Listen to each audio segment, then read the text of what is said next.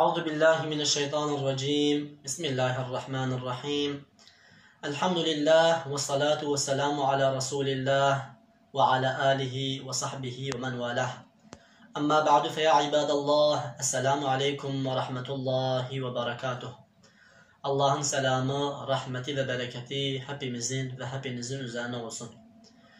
İnşallah Teala bugünkü dersimizde kimlerden abdest bozulur veya kimlerden abdest bozulmaz, onları kısaca söylemeye, zikretmeye çalışacağız. Öncelikle bilmemiz gereken iki tane kavram vardır. Mahrem ve namahrem. Mahrem demek kendisiyle nikahlamamızın haram olduğu kişilerdir. Yani kendisiyle evlenemeyeceğimiz kişiler bizim mahremlerimizdir. Annemiz, ablamız, kız kardeşlerimiz gibi. Namahrem ise kendisiyle evlenmek haram değildir.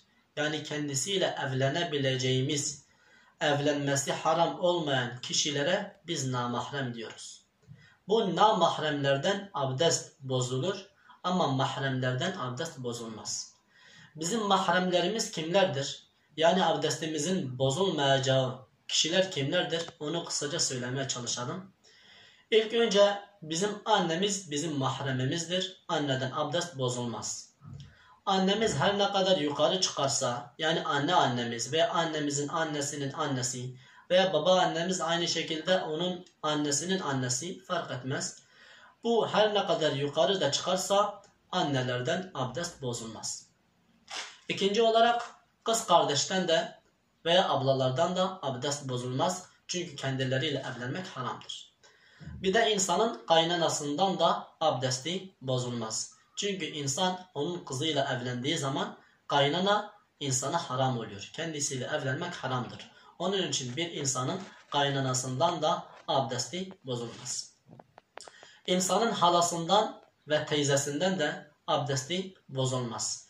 Bir de insanın kızlarından da veya kızlarının kızları veya erkek çocuklarının kızları, yani torunlarından da abdesti bozulmaz. Bu torunlar her ne kadar aşağı da inerse, hatta torunlarımızın torunları dahi olursa yine onlardan da abdest bozulmaz.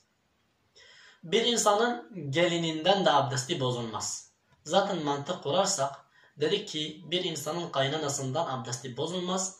Aynı şekilde kaynananın da kendisinden, yani kaynananın da damattan abdesti bozulmaz ve kayınbabanın da gelininden abdesti bozulmaz. Gelinin de zaten kayınbabadan abdesti bozulmaz. Peki bir insan bir bayanla evlenmişse ve daha önce o bayanın başkasından olan çocukları varsa, şu an bu insanın o çocuklardan abdesti bozulur mu? Abdesti bozulmaz. Yani diyelim ki üvey baba diyelim.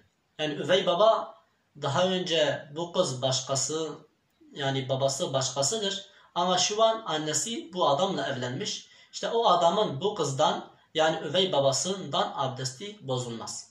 Hani bunları söylerken diyoruz bunlardan abdest bozulmaz, anneden abdest bozulmaz derken annemizin de abdesti bozulmaz, bizim de abdestimiz bozulmaz. Üvey anneden de abdest bozulmaz, üvey babadan da abdest bozulmaz. Peki şöyle bir soru var diyelim. Bazı bayanlar vardır, kendisiyle belli bir vakte kadar evlenmek haramdır. Diyelim iki tane kız kardeşle insan beraber evlenemez. Ama bir kız kardeşle evlendiğin zaman diğerin, yani senin baldızınla evlenmen haramdır. Kız kardeşi senin yanında olduğu müddetçe onunla evlenmen haramdır.